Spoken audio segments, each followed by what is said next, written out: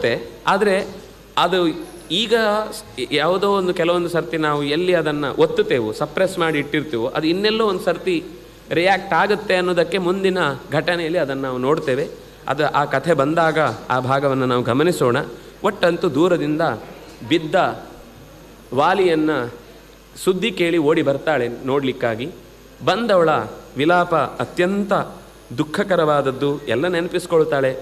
ಓಡಾಡಿದ ದಿನಗಳು, ಕೂಡಿದ ಸಂತೋಷ, ಮಕ್ಕಳ ಜೊತೆಗಿನ ಆಲಾಪ, ಇದು ಎಲ್ಲದಕ್ಕೂ ಅರ್ಥವೇ ಇಲ್ಲದೆ ಹೋಯಿತು.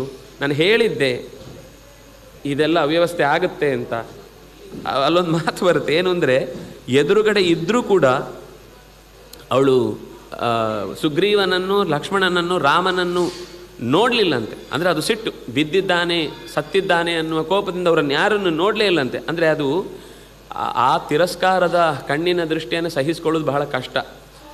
ನೋಡಿಯೂ ಅವರು ನಕ್ಕರೆ ಅದಕ್ಕೆ ಪ್ರತಿ ಉತ್ತರ ಕೊಡದೆ, ನಗದೆ, ಅದನ್ನು ಗಮನಿಸದೆ ಕಸ ಅನ್ನುವ ಹಾಗೆ ತೆಗೆದು ನೋಡಿ ಹೋಗುವ ಒಂದು ಭಾವ ಅವಳಲ್ಲಿ ಆ ತಕ್ಷಣದ ಕೋಪವನ್ನು ಪ್ರಕಟಪಡಿಸಿತು ಅಂತ ವಾಲ್ಮೀಕಿಗಳು ಹೇಳುವ ಒಂದೊಂದು ಸಣ್ಣ ಗಮನಿಸುವಿಕೆ ಇದು.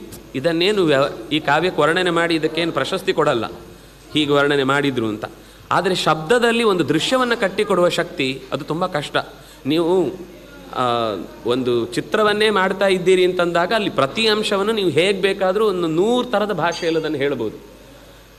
ಕೆಲವೊಂದು ಮಾತಿನಲ್ಲಿ ಹೇಳಲಿಕ್ಕಾಗೋದನ್ನು ಅಲ್ಲಿ ಹೇಳಲಿಕ್ಕಾಗದೇ ಹೋಗ್ಬೋದು. ಅಂದರೆ ಅದು ಹೆಚ್ಚು ವೇದಾಂತಕ್ಕೆ ಸಂಬಂಧಪಟ್ಟ ಹಾಗೆ.